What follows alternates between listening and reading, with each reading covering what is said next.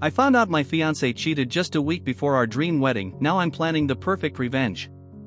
I'm 28, and I was counting down the days to my dream wedding with my fiancé, Mark, who's 30. We first met back in college but were only friends back then. Years later, we ran into each other at a mutual friend's party, started talking again, and slowly became a couple. We'd been together for 4 wonderful years. For context, Mark and I couldn't be more different. In school, Mark was the classic ladies' man, charming, confident, with a string of broken hearts behind him. He loved his bad boy image and stayed friendly with most of his exes. Meanwhile, I'd only had one boyfriend in college, and after that breakup, I cut all ties.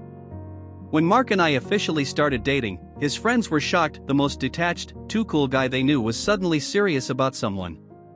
At first, things were great. But there was one red flag early on. About 6 months into our relationship, a girl messaged me on Instagram. She said she had something important to tell me about Mark. I hesitated, but eventually, I listened. She confessed that Mark had been messaging her and even asked for intimate photos. I was in shock. I confronted him immediately. After trying to deny it, he finally admitted it but blamed the alcohol and begged me to forgive him. It broke my heart, but after many tears and apologies, I gave him a second chance, warning him never to repeat it. After that, our relationship was good. We laughed, traveled, made memories, and supported each other through tough times. He surprised me with thoughtful gifts, planned romantic dates. I truly believed we had grown stronger together. Then, 2 months ago, he proposed while we were on vacation in Africa. It felt like a movie scene, under the stars, surrounded by the sounds of the wild. He nervously told me how much I'd changed his life, dropped to one knee, and opened a small box with the most beautiful ring I'd ever seen. Of course, I said yes. The following weeks were filled with excitement. I was deep in wedding planning, searching for the perfect dress, sending invitations, making sure everything was magical. Mark was in charge of planning our honeymoon. He seemed genuinely excited, browsing travel sites, talking about beaches and romantic sunsets. But as the big day got closer, I started noticing strange things. He was always on his phone. When I asked what he was doing, he'd smile and say he was just watching Instagram reels. He was becoming distant, and I felt like I was talking to his phone instead of my fiancé. One evening during dinner, I couldn't hold it in anymore. I asked him directly what was going on. For a second, I saw something flicker in his eyes. Guilt, maybe, but he quickly brushed it off, saying I was overthinking and making problems where there were none. He even made me feel like I was crazy for doubting him. Still, deep down, I couldn't shake the feeling that something was wrong. I tried to ignore my instincts and blamed it all on pre-wedding stress. But yesterday, while he was at work, I opened his laptop to check our honeymoon itinerary. As I was typing, a message popped up from a contact saved as boss too. Curiosity got the better of me, and I clicked on it. My heart stopped. It was an explicit photo from a woman I recognized all too well. Mark had renamed her contact, but it was actually his co-worker, Martha.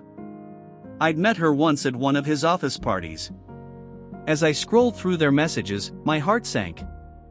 Flirty texts. Love confessions. Jokes about me. Intimate details about our relationship. There were dozens of explicit photos exchanged between them. From the timestamps, it was clear they'd been having an affair for over a year. I couldn't believe it. And to make things worse, Martha was married. I even knew her husband. They had both been living double lives, planning romantic meetups behind our backs. The more I read, the more disgusted I felt. They even joked about me, and Martha mentioned feeling jealous thinking about our honeymoon photos. Mark reassured her, saying I didn't mean anything anymore and that he was only marrying me out of habit. She replied that she felt the same about her husband. She stayed because it was convenient. Then I saw the worst part. They were planning to meet during our honeymoon.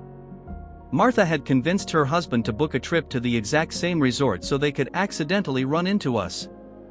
Tears were streaming down my face as I read. I took screenshots of everything, every message, every photo. That night, Mark called to say he'd be working late. That was the final straw. The next morning, I messaged Martha's husband, Jack, on Facebook. I asked to meet him in person, saying it was urgent and personal. He agreed, though he was clearly suspicious. When we met, I told him the truth that his wife was cheating on him with my fiancé. I showed him the screenshots. His face fell. He was crushed. They'd been planning to buy a house, even trying for a baby. He thanked me for being honest, and we decided to coordinate our next moves. Jack said he would talk to his lawyer, and I told him I was planning my own revenge. He actually encouraged me, saying Martha deserved to face the consequences. The next day, while Mark was at work, I packed all my things, left the ring on the table, deleted our photos, and moved back to my parents' house. When Mark got home, he found an empty apartment. He tried to call me, then my parents, but they refused to give him any information. But that was only the beginning. I had one last step planned. Mark rarely used his laptop, so I set up a delayed email to send automatically from his work account. It went out to everyone in his office, with the screenshots attached.